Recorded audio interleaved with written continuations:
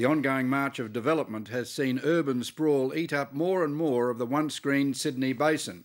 Now one of the last remaining places where families living in the Sydney area can go to experience a taste of rural life is scheduled to close later this year on Christmas Eve, robbing families of a much-needed holiday activity.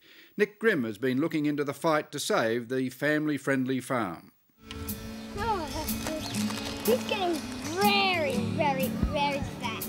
For a kid growing up in the city, it doesn't get any better than this. The chance to pet and feed farmyard animals might be a routine part of life for a lot of children around New South Wales, but for many others, experiences like this can be as rare as hen's teeth. There's nothing else around. There's nothing else around for families to do.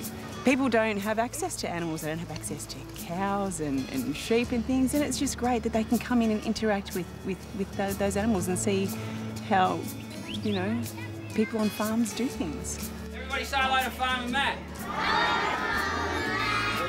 For the past 2 decades, this city farm run by Fairfield City Council has been one place in the ever more crowded Sydney Basin area where children could go to get a taste of the rural life. But that's about to end. Council are closing it, and that to me is devastating.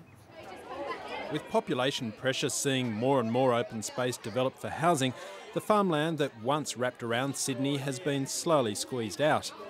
Fairfield City Farm has been a popular destination for family outings, school excursions and vacation care groups. But the farm gate will shut to the public on December 24th, Christmas Eve. That leaves parents with one less option for entertaining the kids come the summer school holidays. We don't really have anything out here that's educational for children. You can go to the shopping centre, but you know, how long can you stay there for? Can I give you one of these? Yeah. The council wants to close the farm down. Oh, really? Yeah. Oh, that's not good. Locals like Vicky Mycio have been fighting a rearguard action to try to save the farm. Oh, that's really sad. Yeah. Our biggest concern is that they'll just, you know, redevelop the land and put some houses on it. They're going to get rid of the animals. What's going to happen to the animals? Unhappy kids at Christmas time, furry animals facing homelessness, developers' bulldozers moving in. With fears like that abroad in the community, it all has the makings of a public relations nightmare for Fairfield City Council. About the farm completely shutting down, I mean, Fairfield City Council, we love this farm. I mean, this has been here all my life that I've been here. I brought my children here when they were little. I bring my grandchildren here now. The farm's great. And, Fairfield Mayor Nick Lalich says the council is reluctantly walking away from the city farm because, like a lot of farms nowadays, it just keeps on losing money. There's a lot of anxiety about what's going to happen to this facility. Can you just clear up for us what is happening to the Fairfield City farm? Well, Nick, could I say that council has decided to cease trading by unanimous vote of council to cease trading at the city farm after some 22 years of operating here, which council hasn't been able to make the place work without phenomenal subsidies within the area.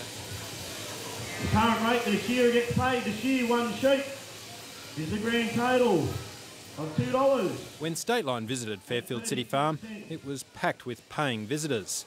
But have ratepayers been getting fleeced to keep this operation going? Stateline asked for details of how much money the farm has been losing, but we were told that information was commercially sensitive because the council is now trying to sell the business as a going concern. Beautifully done. While the council owns the Fairfield City Farm business, the land on which it sits is owned by the Western Sydney Parklands Trust, set up by the New South Wales Government to manage the 27-kilometre long Greenbelt corridor in the city's west. The woman who runs the trust is keen to scotch rumours the farm is being sold off for more development and reassure the community that it wants a children's farm to continue operating on the site. It's got a lot of local heritage value, the farm, and it's a great educational resource. So our preference would be to find a lessee to run it similarly to as it has been run by the council. Stateline understands the trust has received 3 private sector expressions of interest to take over the site, and the tenders are now being assessed. But this is where the situation becomes a little woollier.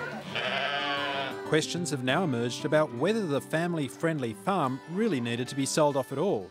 Fairfield Council held a 20-year lease on the land, and with that lease due to expire in another 4 months, Nick Lalich claims the council essentially pleaded with the Parklands Trust to kick in funds to help keep the farm open. Was council willing to sign a new lease on this site? We were, if the Parklands Trust were prepared to come in on a 50-50 or whatever the deal was.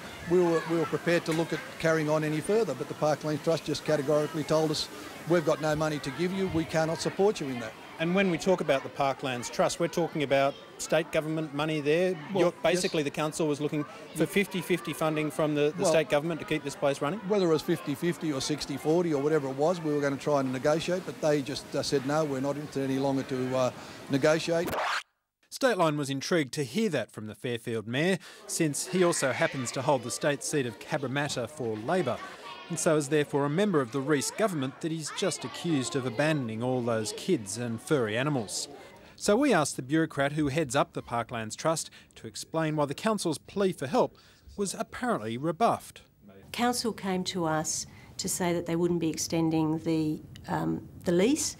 They haven't asked us for funds to continue to run the farm. The Mayor of Fairfield City Council, Nick Larlich, has told Stateline that council asked the Trust to help subsidise the cost of running the farm. Now, why didn't the Trust take up that invitation? I don't have any records of council asking the Trust to fund them continuing to run the farm. They may have asked other parts of state government, but I'm not aware of that. But there was no request made of the Trust itself? Not to fund the council to run the farm, no. This is all very confusing. Can you understand someone at home taking all this in and drawing the possible conclusion that someone hasn't been telling the ungilded, unvarnished truth about this matter? I'll have to leave that to your audience to draw their own conclusions. Meanwhile, those fighting to keep the farm can for the moment do little more than watch this space and hope that it doesn't go the way of so many other venues that have disappeared over the years. We used to go up to Port Macquarie every year when I was growing up, and there was a place called Fantasy Glades. And what I would do now to take my children there, I'd give anything to be able to do that. But it's closed down to developers. There's nothing there now. All the good things are going, and we need to do. I think it's up to us to do all that we can to try and save some of our heritage and some of our things.